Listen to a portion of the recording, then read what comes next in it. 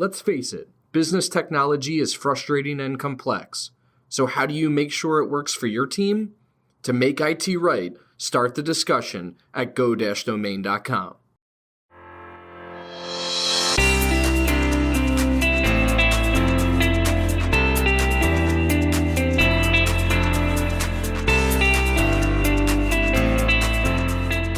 You're listening to Discussions by Domain, a podcast for business leaders. Our discussions may be with people you've probably heard of before, but the majority of our guests are in the trenches, professionals like you and I, with the same challenges and struggles of keeping up in the Northeast. They're implementing strategies, overcoming hurdles. They're leading the fastest growing businesses in our region. My name is Anthony DeGraw, Director of Partnerships at Domain Computer Services, and the host of this show. When I'm not talking with business leaders, you'll hear stories from behind the scenes of Domain and the ups and downs of our own growth journey, as we intend to take over the world. Just kidding. Well, maybe. Let's get into the show. So welcome to another episode of Discussions by Domain. This is Coffee Time with Adel, the Director of Marketing over at Domain Computer Services. And today, actually, we don't have an official sponsor, but we're brought to you by Rook Coffee. And they don't sponsor us. We don't get paid for this. But if they'd like to sponsor us, their coffee is amazing. Yes. And if they'd like to either pay us for sponsorship or just donate free coffee, that'd be great. Yeah. We'll reach out to you. But anyway, some Rook Coffee here.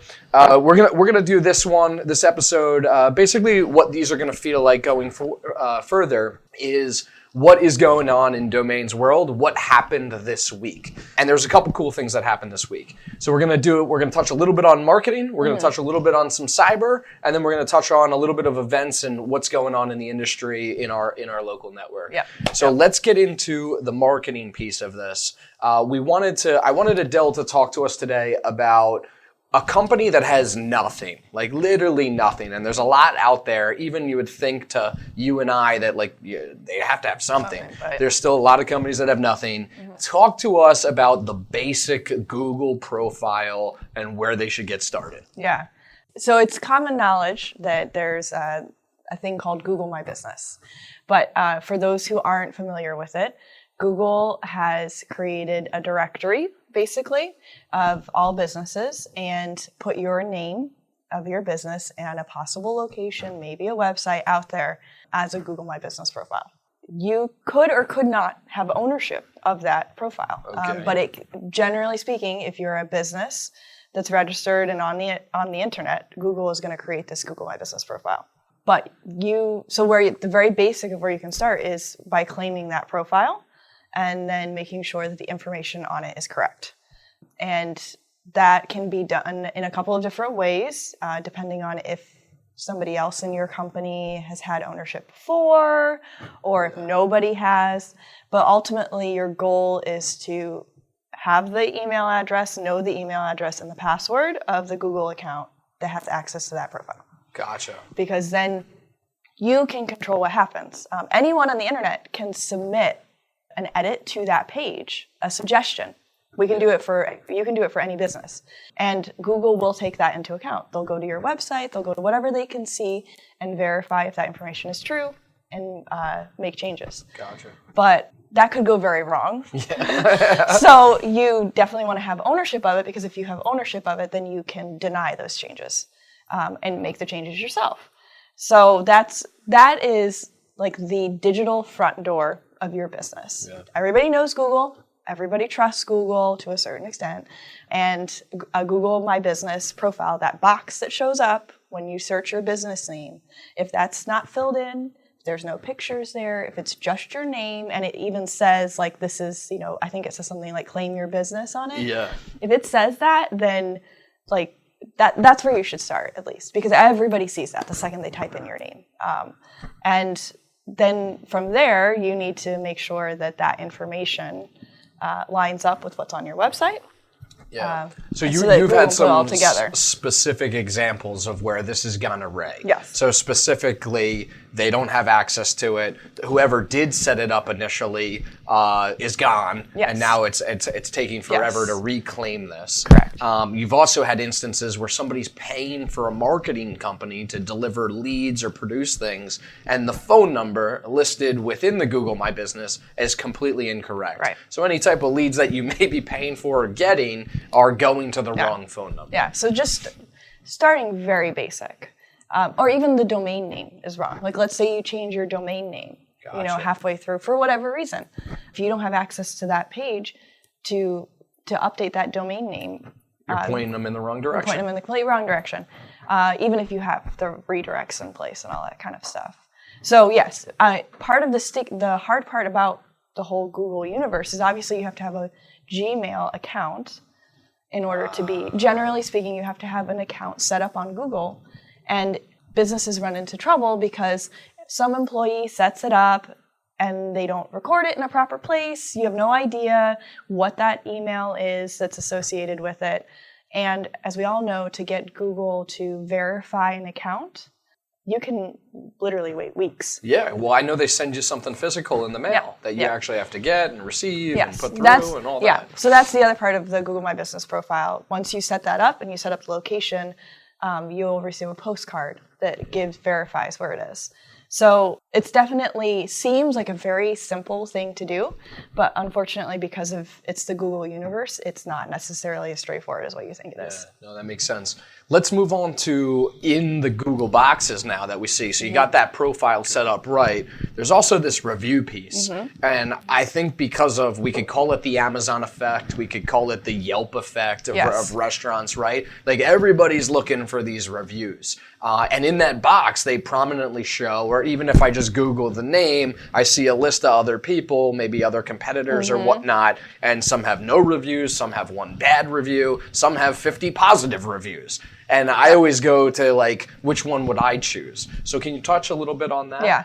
So those reviews, those stars, are super important for local SEO, for your search engine optimization, specifically if you are a business that is located in a certain geography, right? And draws business from a certain geography. Because it helps you show up in that local box. So when you type in somebody's name, like a plumber is a good example because they're always local.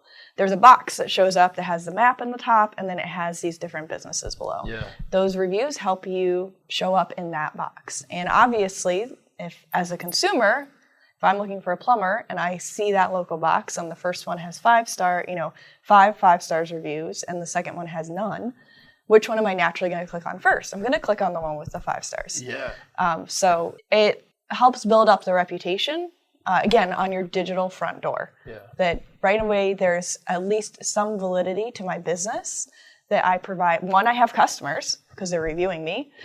That's a good way to look at it. Yeah, I haven't looked at it that way. Two, I do have positive, because if there's negatives, they're going to exist too. They're going to exist too. So I'm servicing a lot of customers, and I am, generally speaking, well liked by the public. That's really positive. Good. And I've always said too, like I'll click on the positive review one in that local box you're talking about over even the ads. Like the first thing you see is like 1 or 2 ads, right, of Google paid ads. Yeah. And I'm like, I'm going right by them because I want to know who's closest to me and who's got a good review. Yeah. Before, so I even laugh because it's like people are spending money on these ads up top here and I'm not even looking at them. No, we don't really trust those ads anymore as in general. Those are skipped Which is something to note because a lot of people are spending a lot of money on Google pay-per-click, right? Yep.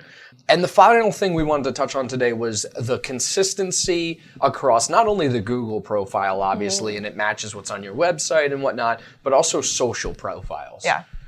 Talk to us about that. So the next step then is if Google My Business is the front door of your business, then the social profiles are kind of like your windows into your business. If you just go to your Facebook page, if you have a Facebook page, and the website is wrong, or the description of your company is from 5 years ago, it automatically lets people know. It's kind of like a dusty window. Okay. That maybe there's. Are they home? Are they there? Is there anybody in there? Is anybody coming to their business? I don't know. There's not a real sense of traffic, so to speak. Okay. And if the information's wrong, then it's, I don't even know if you guys know what you're doing. Yeah. If everything lines up, it's not, people just take it for granted. But if things don't line up, then they're naturally going to discount you. It doesn't matter. So having those profiles at least set up with the right information, that Google likes that. It wants that signal to know that you have these other, pages, basically. Yeah. They're kind of like second websites. And then if you can have actual activity happening on those, that's like having the lights on and the music playing and like stuff is going on here. Yeah. But at least if the information's right, I know that you're in business and that you exist and you're real. I like that. And you've always told me from when I joined Domain that the consumer has this natural ability to go through these different steps, and subconsciously it either develops trust or it takes away trust. And I think you're completely right. Like if I check you out on your website, then I go to your Facebook, or maybe I find you via Facebook and there's nothing there, and I go to Google and I'm like, what is actually going on here? Mm-hmm. You're right. I think it's that we're open sign and everything's lively, and come check us out for real. Yep. So good. Anything else to share on this, the base side of the digital presence? Digital presence. I just think consistency is what we talk about all the time. Cool. To be consistent. Love it.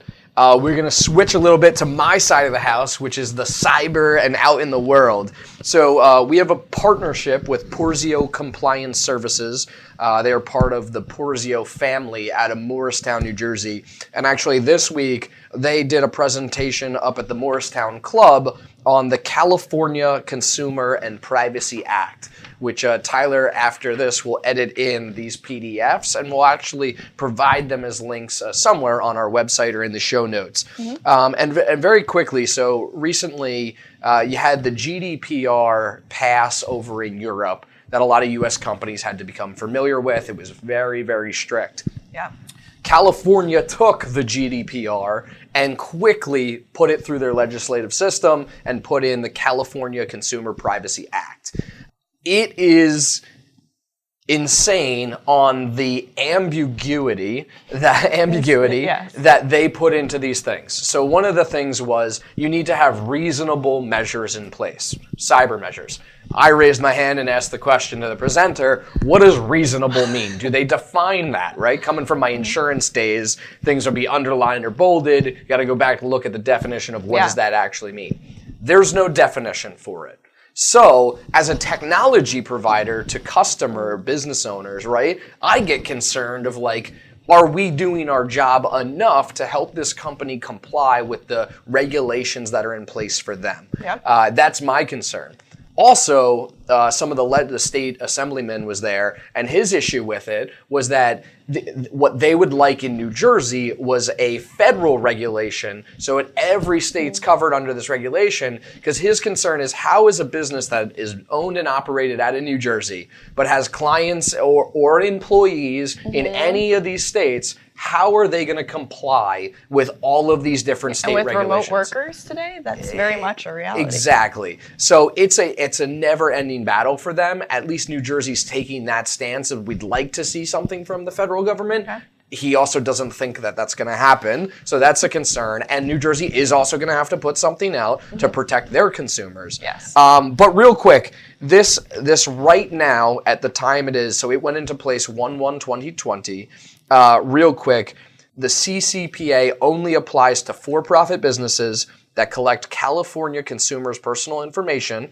Doesn't mean you need to be located in California if you're collecting their information, right? And they have to meet one of the following criteria. Have an annual gross revenue greater than $25 million. So it's pretty high still. Yeah. But their attorney general has said that will eventually drop down, but they want to give smaller businesses some time to get kind of caught up and see what's going on. Mm-hmm. Number 2, buy, receive, sell, or share personal information of 50,000 or more consumers annually, big number. Yeah. Or number 3, derive 50% or more of their annual revenues from selling consumers' personal information. Think of the Facebooks, the Googles, the advertising world where they're generating most of their revenue from this. So, Domain is partnered with Porzio on this front. They're data privacy attorneys. do a ton of work in this area, especially for the Northeast businesses up here. So we will share some of this information. We have 2 PDFs. A great organization. They're always putting on things. Our contact there is James Matola. He was 25 years in the Secret Service. He was also on the podcast, and he leads up the Porzio compliance services over there.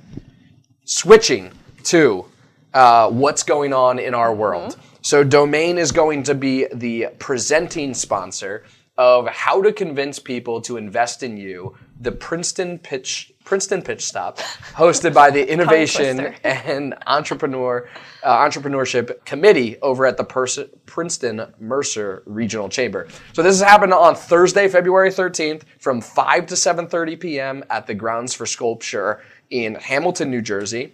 We're going to have panelists from Edison Partners, Miss Kelly Ford, Ari Fuchs, Managing Director at the DAC Group, and Mark Mitchell, Managing Director at Delaware Crossing Investor Group.